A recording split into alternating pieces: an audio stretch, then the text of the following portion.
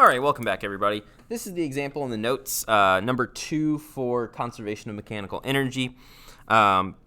This is the one that, as it says, it is a, quote, doozy, because it involves a lot of pieces of stuff that we've been working on. We've got a ball that's changing vertical height, so we're going to have some potential energy change as it comes down here. To do that, it's going to be moving, so we're going to have kinetic energy involved as this ball falls, and we're going to have a spring, and this spring is going to start uncoiled and end up coiled, which means Hooke's law is also going to come into play. There's a whole lot of stuff going on in this question.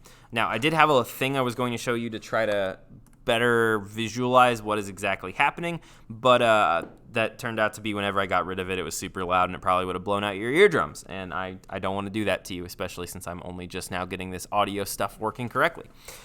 But basically, you are holding this ball in place. You could think of it as you're, kind of just gently holding this ball in place, and then you let go. And when you let go, that ball falls and falls and falls and falls until it comes into contact with the top of the spring. And when it does, that spring will get squished down and compressed a certain amount from that ball hitting it. Now, this is going to be very complicated, so we're going to first kind of break this up into 3 stages, and let's get all of our information into play first. So, first thing, our ball has a mass of 2.60 kilograms. So that's our mass of our ball. It falls a distance,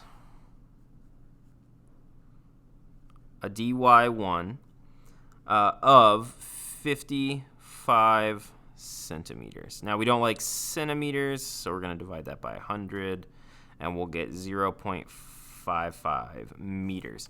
Now, you're going to notice that for this entire problem, I'm going to treat this point here, this top of the spring, as my dy0. So that's why I'm taking this 55 or this 0.55 meters and making that my dy1 for the top of this right here. But this point right here is going to be my 0 for all of them, which means, notice, this is going to actually have to be a negative number. Now, we know that it falls that vertical distance, striking the end of the spring. The spring is then compressed, so the spring is compressed a total of 15 centimeters. Again, we don't like centimeters, so we're going to divide by 100. That will give us 0.15 centimeters, or meters. We got it out of centimeters. We're ignoring friction, ignoring air resistance, ignoring mass of the spring, and we want to know what is the K for the spring. And that seems like not a lot of information, but it's because you're going to have to use a lot of your awesome brain powers to kind of make connections here. First thing, though, we are going to split this. Let me scoot over here. We're going to split into 2 parts. You can do this taking the system as a whole, but I personally think it's going to be easier if we split this into 2 distinct parts. The first part, the thing we want to do at the very beginning, or check on at the very beginning, is we want to say what happens from the ball falling. Ignoring the spring part altogether, we are just going to care about the ball actually falling down. And then 2, we'll care about the ball striking the spring. Now, as we mentioned before, sometimes you can use kinematic equations. In this case, for the ball falling, you could actually use your kinematic equations for this. I assume you guys don't want to do that, though. For the spring, you probably can't, because as it decelerates here, it's not going to probably decelerate at a constant rate. I actually don't know that off the top of my head. I'm assuming it doesn't. So we'll just stick with using our energy equations, which, for a reminder, E1 equals E2, or KE1 plus PE1 equals KE2 plus PE2. I'm going to scoot over here, and we're going to just look at part 1. Now, we are only caring about the ball falling. So the ball is going from this point to this point. That's all we care about. We're not caring about the spring at all here. So we'll have KE1 plus PE1 equals KE2 plus PE2. And I will actually keep, whenever we go from here to here, I'll do 2 and 3, just so we can make very sure that we know which part of this we're actually looking at here. Now, KE1, well, at the beginning, we're holding it. We're just holding it in place and kind of keeping it in its position without actually doing anything. So that means that V naught is 0, so KE1 is 0. And then if we remember, whenever we have something, because the only potential energy, the only PE is from gravity, because again, we are ignoring the spring, we're going to use mg dy, or mgh for you, Kaio, as our potential energy equation. dy at the end is 0. I just said we're going to treat the top of the spring as our initial point, or as our 0 point. You could use down here, it would just kind of make the math a little bit more complicated. But we're going to treat that as 0. So because at the end, our dy is 0, our PE2 is going to cancel out. It's going to be 0. You'll notice this is a very common trend, is that you'll get to cancel at least one, oftentimes even two, of the parts of the equation before you have to do anything with them. So now we're going to take these pieces, and let's go ahead and plug them in. So for PE1, we're going to use our gravity equation. So we've got mg dy1. The lights went out, but I think we might be able to work with it this time. It doesn't look like it's as dark as it was before. And then we can do plus 0 just to make sure we remember it. Plus or equals, sorry, not plus, equals 1/2 m, and then it's going to be v2 squared plus 0. We can ignore the zeros. In this case, we can ignore the mass because there's a mass on both sides. And we are looking for velocity. We're looking for the speed whenever it gets to the bottom of it. And you may be wondering why we're doing that. We're trying to make sure that we know what speed or what kinetic energy it had here at the end. Technically, you could actually just stop and figure out what the kinetic energy is and plug that in, but I'm assuming most of your brains would not jump immediately to that conclusion. You'd probably see, oh, hey, I have enough to find velocity. So let me just find velocity. So we rearrange, we get our velocity is equal to g dy 1,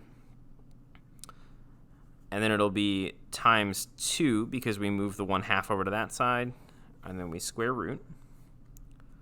So it's square root of 2 times 9.8 times, and then our dy is 0.55.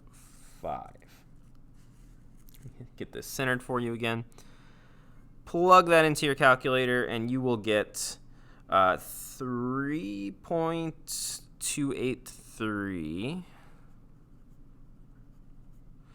which, if we do sig figs, that would give us about 3.28 meters per second. Now, the reason we care about this is if we know what speed it's traveling, like we've mentioned, the faster something's going, the more force it's going to have. It's going to impact with more force overall than something that's going slower.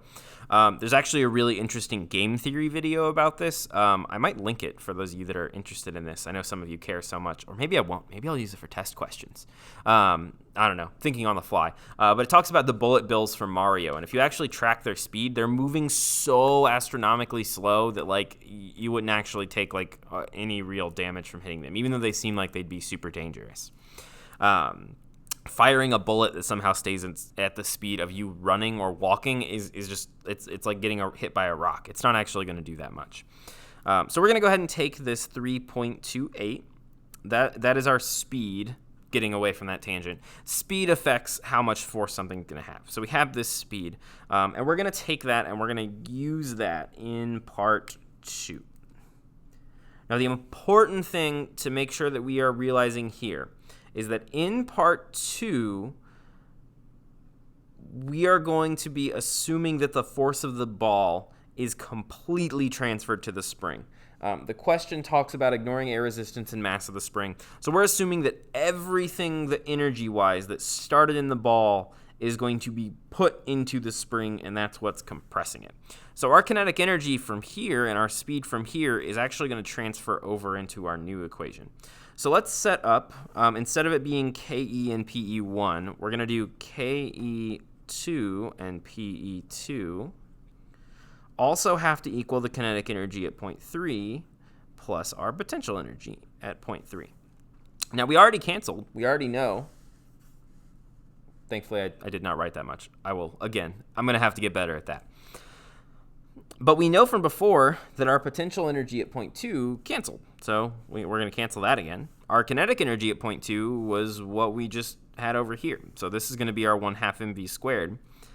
However, potential energy in this case is now going to have more than one thing. Technically, our potential energy here also could have included our spring. So if you remember, our spring equation is 1/2 kd, or we'll use x again. Even though it's in the y direction, we'll still use x. So 1/2 kx. Our x, or our, in this case, I guess, I apologize. We'll try to be more consistent in this. But this time, since it's vertical, our dy is still 0.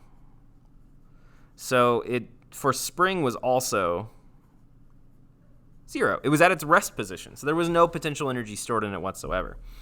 As far as kinetic energy is concerned at part 2, is anything moving?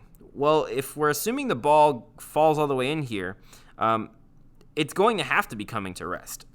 The only thing it could be doing is it's either going to fall or it's going to get then shot back out like a pinball machine, and it's going to go flying off the top again and have kinetic energy. And since we didn't assume that, we kind of know that our kinetic energy, because it's got to come to rest at the bottom, our V3 is 0, so our KE3 is 0. The big piece here, though, is that this potential energy 3 must include the spring and gravity. Both of them are going to need to be included in this calculation for it to be accurate. And the reason for that is because if you have a spring that's like coiled up or that's completely expanded, even if you just set something on top of it, it's going to cause that spring to coil ever so slightly. I wish I had good like springs I could use this for. Now, if you hit it harder, it'll coil even more. Fingers are not very good representations of springs. I apologize. But if you set something, it will still coil slightly. So we actually have to account for both how heavy it was and like the actual speed that's being transferred from the kinetic energy over in the first part. So let's clean this up a little bit, and let's write out our actual pieces over here. I'm going to scoot this up a little so we can see a little bit better, hopefully. So our KE is going to be 1/2 mv2 squared, and that's going to equal, now we're going to have both of our equations in play. So now we've got 1/2 k, we're going to use dy3 squared. That is our Hooke's law equation. So that's where we get this information from. So this is from spring. Plus, included in that potential energy, we're also going to have the mass times gravity times our distance y in the y direction again, our height that it's lifted. This is going to be probably, I think, the first actual problem where, notice, we have a mass, but because this doesn't have a mass, we cannot cancel mass in this equation. So this is why it actually told you the mass of the ball for this one. You did need it in this case in order to get it to actually work out. The dart, it also didn't, I guess you needed the mass at the very end of it, but in this one, it's vital. You cannot cancel the mass in any way by doing this problem. Okay, we're going to go ahead and I'm going to do a big arrow, and we're going to fill in our information after we rearrange. So we're looking for this K. We want to know our constant that our spring has, the spring constant. So first thing that we're going to do is we're going to be able to subtract our mg dy. So that would give us 1/2 mv2 squared minus mg dy3. That will give us 1/2 k dy3 squared. Then we're going to need to move our 1/2 and our and our dy 3 squared over to the other side. 1/2 dy 3 squared. That cancels. You're left with k. So moving it over here so we can actually do problems with it. We get our spring constant is equal to 1/2 mv2 squared minus mg dy 3 divided by 1/2 dy 3 squared. Now we can plug in. Again, I apologize if it's not staying perfectly on frame for you guys. So our first stage, I'm going to transition all of these 1/2s to 0.5s just for math's sake. It'll make it a little bit easier. Our mass is 2.6 kilograms. And then our speed from earlier is 3.28 squared. Squared is because of its 1/2 mv2 squared. Now minus, we're still going to have to use the mass, so we're still going to need our 2.6. Gravity is still going to be 9.8. You'll notice we've never made it negative. However, our distance, if you remember way back up here at the top, we assumed that dy, our 0 point for it, was right here, which means this is going to be a negative number. I said that at the very beginning of the recording. So because this is going to be a negative number, our compression of our spring, the thing we calculated right up here, that it was 0.15 meters, is actually going to be a negative 0.15 meter. And that's important because that negative is going to multiply here and make this an addition instead of just a subtraction problem. Okay, we're going to go ahead and